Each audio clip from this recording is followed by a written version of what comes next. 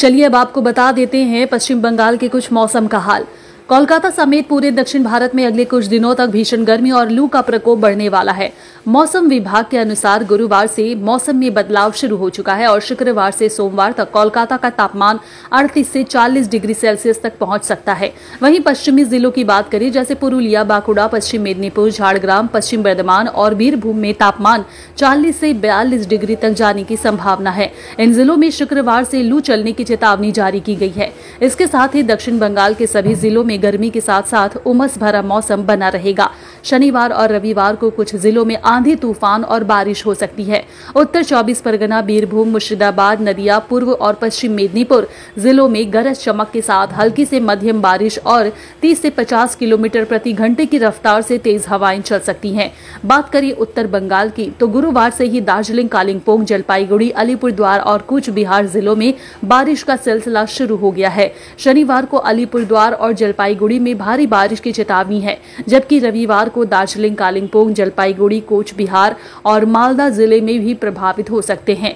इन इलाकों में कहीं कहीं 110 मिलीमीटर तक बारिश हो सकती है। तेज बारिश के साथ आंधी और बिजली गिरने की भी आशंका जताई गई है।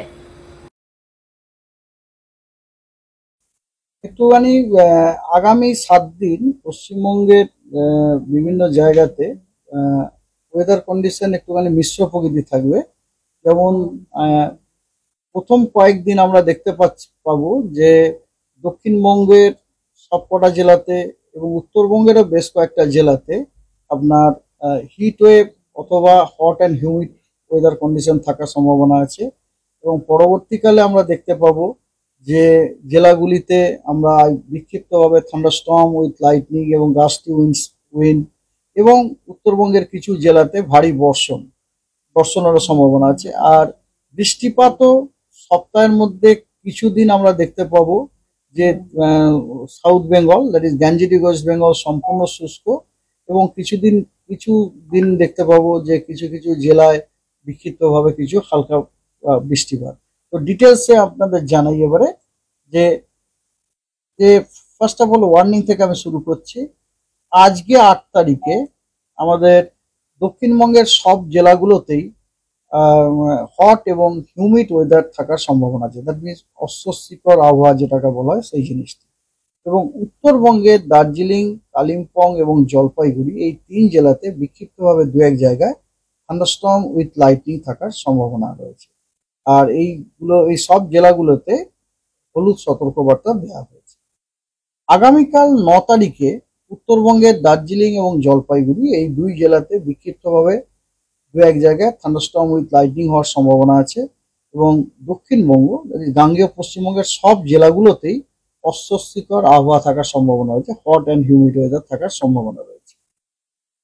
আগামী পরশুদিন 10 তারিখে উত্তরবঙ্গের দার্জিলিং, জলপাইগুড়ি, কালিম্পং, আলিপুরদুয়ার এবং কোচবিহার এই জেলাগুলিতে 2-1 জায়গায় বিক্ষিপ্তভাবে থান্ডারস্টর্ম উইথ লাইটনিং এবং তার সাথে ঝোড়ো হাওয়া গতি 30 থেকে 40 কিলোমিটার প্রতি ঘন্টায় গতিবেগে থাকার সম্ভাবনা রয়েছে।